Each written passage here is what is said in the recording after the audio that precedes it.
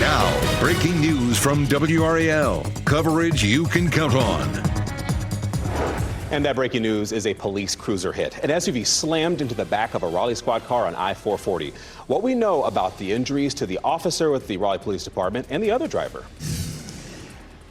Well, also following some breaking news here in the WRAL Live Center. A major outage knocking down major websites like Amazon. The new update coming up in just a minute. And last night's cold front has pushed through and moved on by, leaving a beautiful day for today at the State Fair. Coming up, we're going to talk about some chilly temperatures you'll want to know about this week.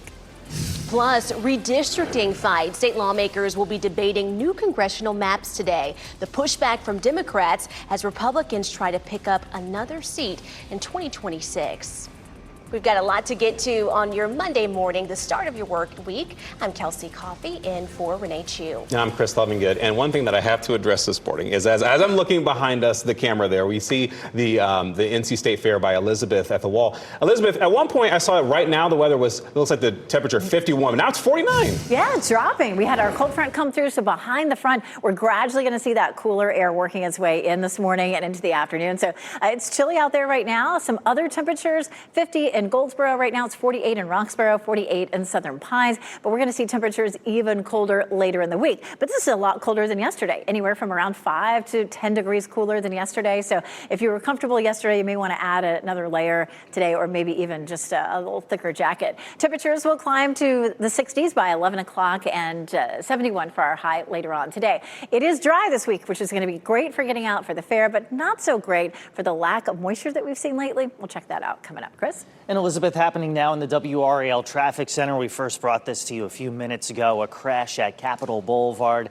and the intersection with Gresham Lake Road. There's the antique shop right here. There's the storage facility just to the north of that stoplight there. This may include a bicycle, according to Raleigh Wake 911, so we're checking in on that and hope to have more information your way in just a little bit. But in terms of delay times, hardly anything right now. If and when that changes, you'll be the first to know by tuning us in on the radio, 101.5 HD3.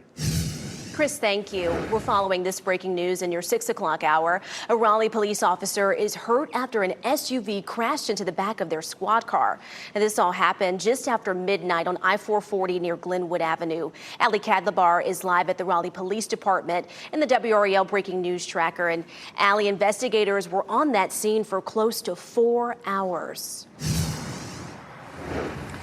Kelsey, we saw officers investigating a cruiser similar to this one, but the one that they were looking at, the back was damaged and the windshield was shattered. Taking you to that scene, this is video from the WRAL Breaking News Tracker. You can see all of the debris scattered on the road. An SUV also badly damaged, the front of it destroyed. Now, here's what we know from police. They say that that officer was at the scene of a crash around 11. This is all on I-440 East near Glenwood Avenue. Now, an hour later, an SUV then rammed into the back of the cruiser. Both the driver and the officer were taken to the hospital. They are expected to be okay, but we are working to learn the extent of their injuries as well as the cause of this crash and what led up to it. We're going to keep you updated. Reporting live in Raleigh, Ali Kadlabar, WRAL News. And we're following breaking news here in the WRAL Live Center, because if you've logged on, maybe you were trying to do some overnight shopping on Amazon, but here's why you couldn't do that. A major outage knocked out websites like Amazon, Snapchat, Ring Doorbell, retailers, online games, even here in the WRAL newsroom. Many of you log on to our website every morning, and this morning you were like, I saw this 10 minutes ago. That's because we couldn't update our website. Now we've been able to update it in the last few minutes. Amazon is reporting that services are improving, but not completely back online. We'll continue to monitor this and keep you updated here in the WRAL Live Center. Lawmakers returned to Raleigh today to debate new congressional districts ahead of the 2026 midterm elections. The state Senate's Elections Committee meets this morning to debate a map that would favor Republicans in 11 of the state's congressional districts. Now, the state's current congressional districts favor 10 Republicans. They say they're doing it to advance President Donald Trump's agenda. Democrats have accused the GOP of abusing their power, but state law would prevent Democratic Governor Josh Stein from vetoing the new districts. For more in-depth coverage, head to the NC Capitol section of WRAL.com. Today, students will return to the classroom more than 14 months after a tornado heavily damaged their school. What you're seeing right here behind me, this is video from Springfield Middle School in Wilson County. The tornado hit it last August, and it was so powerful. WRAL's Monica Casey is actually live there this morning ahead of the big return. And Monica, it has been such a long road to recovery, but finally, those students are headed back to this school. That's right. School officials say this reopening is a celebration of resilience and community. After months of work, students here at Springfield Middle will be able to get back into their classrooms. Take a look at this video of the damage from that EF3 tornado last August. One person died in that tornado. Parts of the roof of this building were torn off, and the school says the 6th and 7th grade wings had to be rebuilt. Classes have been held in the auditorium and the media center, along with temporary mobile units. Now, these repairs were completed months ahead of schedule. And stay with us here on WRAL. Later this morning, we'll be getting inside this building to show you what things look like there now. Live in Wilson County, Monica Casey, WRAL News. All right, Monica, thank you. Looking forward to get a look inside. Members of the Trump administration could be heading to Israel soon after violence between Israel and Hamas over the weekend. President Donald Trump says the Gaza ceasefire is holding. This after reports of 2 Israeli soldiers being killed over the weekend. Gaza hospitals say more than 40 people were killed in subsequent airstrikes. Special envoy Steve Witkoff and Trump's son-in-law Jared Kushner are expected to be a part of a delegation headed to the Middle East. A senior Israeli official says humanitarian aid shipments for Gaza are expected to resume today. Well, another day of the North Carolina State Fair gets underway in just some hours from now. As you're getting a live look right now, pretty quiet though. Some people out there making sure everything's all nice and running. Governor Josh Stein and First Lady Anna Stein will be at the fair today, and they'll be touring the fairgrounds, meeting vendors, and sampling all the great food there in support of North Carolina's agriculture industry. Now, if you are headed to the fair today, you can avoid parking and traffic by taking the train. There's a special stop right at the fairgrounds. You can board from the stations in Durham and Cary. You can book online using the station code NSF. The special route is running through October 26th. And just so you know, be a perfect day to stop on by and meet the WRAL team at the fair. Meteorologist Elizabeth Gardner and Chris Michaels, they will be at our booth from 10:30 to 11:30 this morning. They would love it if you stopped by. And then meteorologist Kat Campbell and Tar Heel traveler Scott Mason will be there greeting you from 2 to 3. So do make sure that you stop by and say hello.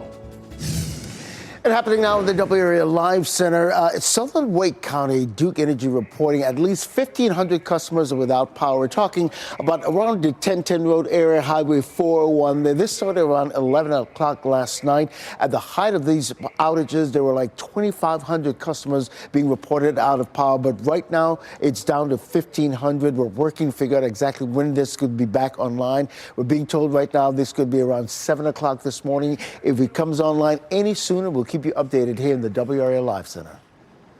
Thanks, Ken. The state insurance commissioner is expected to be out on the Outer Banks today. This after another home collapsed into the ocean in Buxton over the weekend. We'll show you that this is the 10th home this year.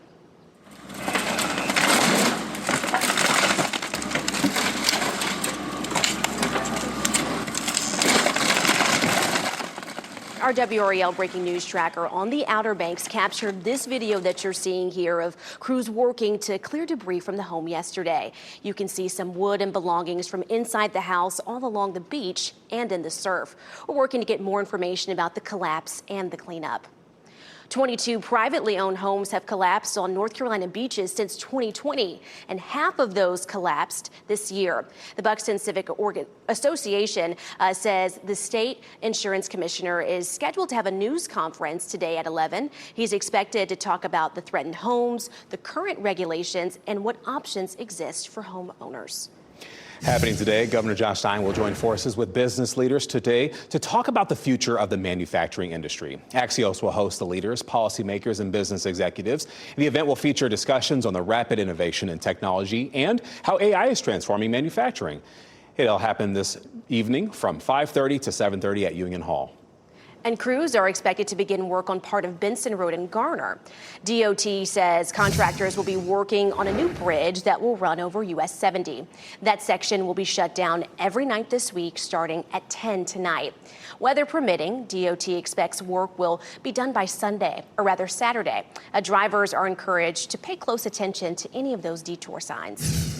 Heads up for drivers in Orange County. DOT contractors have closed an off-ramp along Interstate 40 for 3 weeks for construction. It's the exit 261 off-ramp from I-40 East onto Old NC 86. It's scheduled to reopen on November 10th, and detours will be posted. If you want some more information, just head to drivenc.gov. Road to recovery. A high school football player is back at home after collapsing during a Friday night football game. The scary moments as his father performed CPR on the field. Runway crash. A cargo plane slid off the runway after reportedly hitting and killing 2 people on the ground in Hong Kong. What led to the plane ending up in the water?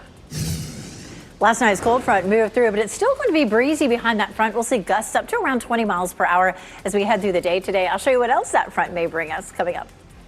As you get into your car, tune to WRAL News Plus on your radio. In Raleigh on 99.3 FM. In Durham, 96.5 FM. And everywhere on 101.5 HD3.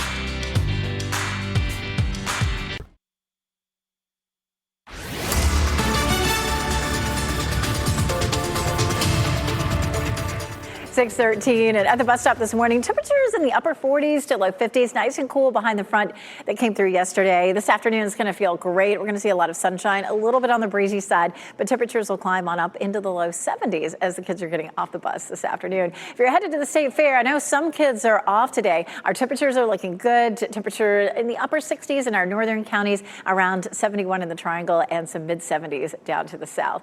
This afternoon, if you're going to be at the fair, take along a jacket. Even though we're looking at 71 degrees, once that sun starts to dip a little bit beyond the horizon, it's going to be pretty chilly out there this evening. We take a look at our temperatures for the next several days. We get to 77 tomorrow ahead of our next front, but a front comes through Tuesday night and eventually really drops our temperatures. Highs in the 60s and some lows in the 40s to wrap up the week. Chris?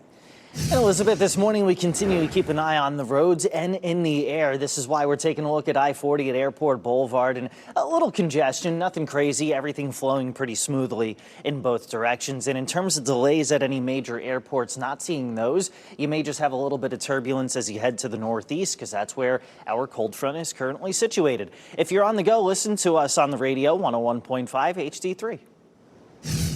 A Cleveland high school football player is recovering at home this morning after suffering a medical emergency at a football game Friday night.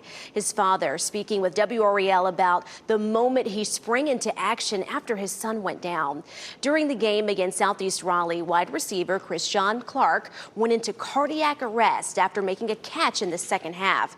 Now, his parents, they were in the stands and ran onto the field while the coaches and training staff performed CPR. His father, Chris, told us he even began performing chest compressions on Christian himself. They were eventually able to use an AED to deliver an electric shock to Christian's chest, restoring his heartbeat. I've done the CPR and the AED training, probably 6 or 7 times now, not thinking that one day I may have to use this on my own kid. We almost lost our son, and so we just couldn't thank God and thank people that work with him enough.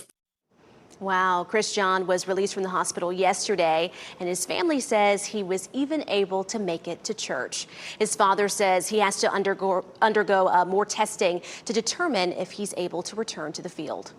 The U.S. military has conducted another strike on a boat suspected of being involved in drug trafficking. Defense Secretary Pete Hegseth says 3 men were killed in Friday's strike, and the boat was affiliated with a terror group in Colombia. They're saying that it had a substantial amount of drugs aboard. And this is actually the 7th known strike the military has carried out against suspected drug smugglers in the Caribbean. The Trump administration says this is an effort to stop drugs from reaching the U.S., but some members of Congress have accused these strikes of being illegal.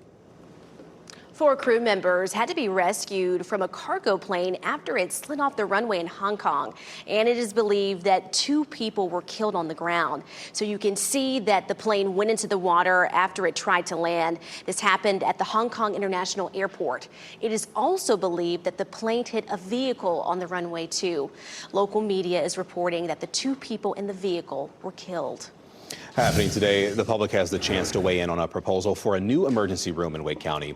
Rex Hospital is trying to build a new emergency department in North Raleigh. It submitted an application to the North Carolina Department of Health and Human Services, and the project is expected to cost more than $24.5 million. It would be completed by 2028, give or take. Today's hearing will be at the Oberlin Regional Library. That's on Clark Avenue, if you know that area. It's scheduled to start at 11 a.m. The Home Chef Smoke 'em Turkey Breast Challenge did not disappoint at the state fair this weekend. Allie Woody came in third with her brine smoked turkey breasts. Jennifer Curry's smoked turkey Brunswick stew finished in second, and top honors and the blue ribbon went to Jessica Williams Henry for her If a Cardinal Could Talk smoked turkey breast. Wow, all of that looks delicious, Elizabeth. So wonderful. It definitely does. Yes, yes, yes. And we know that it's already feeling chilly today, and we've got more cold weather headed our way. We do. So we had one front move through overnight last night, very little rain associated with it. And then second front right here is going to drop our temperatures even farther than what we're seeing this morning. High pressure stays in control of our weather for the next 24 hours or so. And then we'll start to follow this front. This is 3 p.m. tomorrow. And ahead of that, we're going to see a nice little warm up. Temperatures will climb into the upper 70s. The front comes through as we get into Tuesday night, early Wednesday morning. Notice very little rain, if any, with that. And we get to 8 a.m. on Wednesday and we're all clear. And then temperatures gradually will start to fall. High pressure is still in control of our weather, bringing us lots of sunshine, but we're going to see some fairly chilly temperatures. For this front that we see on Tuesday night into Wednesday morning, very little rain with this, but it is going to be windy both Tuesday and Wednesday, 20 to 30 mile per hour winds, and temperatures will be noticeably cooler, especially in the mornings, say Thursday and Friday morning. We really needed some of that rain. Right now we're looking at the 7th driest fall on record. It's the driest since 2019 with only 2.5 inches of rain and almost 3 3/4 inches of rain below normal. A couple weeks ago, we went under severe drought in our northeastern counties. And then last week we had more widespread moderate drought. So you can see we really do need some of that rain. We have zero chance all the way through Friday. Sometimes this time of year, we'll see a tropical system bringing us rain. That looks unlikely, but this system down just north of South America does look like it has a 70% chance of developing. Interesting, some of the computer models want to pull this up off the coast of the U.S., but it's likely to run into some fairly strong wind shear. Notice how it starts to take that turn sort of over Haiti, but if it runs into that wind shear, that tends to tear storms apart. So we'll see how that all plays out. Right now, we don't feel like there's going to be much, if any, chance of seeing any impact here in the United States. Our temperatures behind front number 2 this week drop into the upper 60s for our afternoon highs. And look at that, 41 degrees on Friday morning. We could see some frost, Chris. Oh, yeah, a little frost out there that's Friday morning, but nothing like that this morning. Want to keep an eye on this crash, though, at Capitol Boulevard at Gresham Lake Road. This is at a stoplight near the storage facility in the antique shop there. According to Raleigh Wake 911, this may include a bicycle, so we do have a photographer on the way to the scene. We'll let you know if we get any information from that. This is I-40 at South Saunders. A little bit of road work going on, but the 4 left lanes are open, so no major delays there. Really no major delays anywhere coming into downtown Raleigh, so that's good news for now, but we know that'll change, and when it does, we'll let you know on the radio at 101.5 HD3. All right, your time is 6:20 this morning. Phone bill fight. So caring for a loved one is already hard enough, especially when you're being charged for a service they can't even use. Live on Your Side helped one local family finally get Verizon to listen, and will explain what she learned that could save you from the same headache. And college application week, fees are being waived for certain North Carolina schools. What you need to know before you hit submit to your top choice. Some information for parents here. This week only, North Carolina students can apply to colleges here for free. College application week begins this morning at 7:30, then it ends at 5 p.m. this Sunday. Patty Harris with the UNC system says a lot of scholarship applications close later this fall. So she says it's good to apply early to be considered for those, and it's also good to apply early so students can have more time to decide where to enroll. So we really want students to take advantage of this opportunity so that when they are thinking about which place to actually enroll, which institution to enroll in, and make that decision, they have more time to do that. Harris says that students should talk to a school counselor for more advice on applying, and students must apply by creating a College for North Carolina account, then filling out that application. The list of schools participating is also on the same website. Harris says students should also click the box that directly submits their high school transcript to the college. This What's Trending report, sponsored by Rug and Home. A sumo wrestler on a bike and Brandy's health scare. Let's take a look at what's trending this morning. So there's this video going around online, sumo wrestler on a bicycle, and it's going viral. And this video you're seeing here is from London over the weekend. Sumo wrestler Tobizaru, also known as the Flying Monkey, reportedly missed the bus and decided to be very practical, use what looks like a rental bike. I mean, what else do you want the guy to do, right? Tobizaru was in London for Grand Sumo Tournament finals and looks like he was able to get there.